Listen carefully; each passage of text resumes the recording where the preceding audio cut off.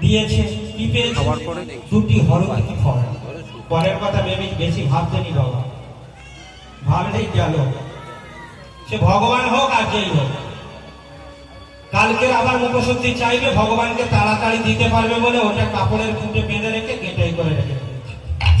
পরের দিনে একই অবস্থা, সেবা হয়ে গেছে, আবার মুখশুদ্ধি চেয়েছে। সঙ্গে সঙ্গে কি করেছে আমার গোবিন্দ ঘোষ? কাপড়ের খুঁট থেকে ফলটা বার করে নিয়ে মহাপ্রভুর হাতে দিয়ে দিয়েছে। স্তম্ভিত হয়ে গেছে,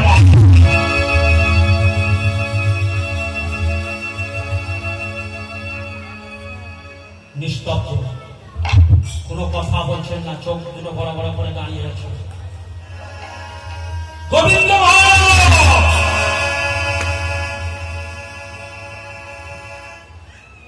একই করেছ তুমি? কালকে যখন আমি মুখশুদ্ধি ফল চেয়েছিলাম তখন তুমি বলেছিলে প্রভু তুমি একটু অপেক্ষা করো, আমি যাবো আর আসবো। কিন্তু আজকে যখন আমি সঙ্গে সঙ্গে ভয় পেয়ে গেছে গোবিন্দ ঘোষ, চোখ দিয়ে অঝর নয়নে জল পড়ছে। আমি কালকের যে দুটি হরতকি ফল পেয়েছিলাম তার মধ্যে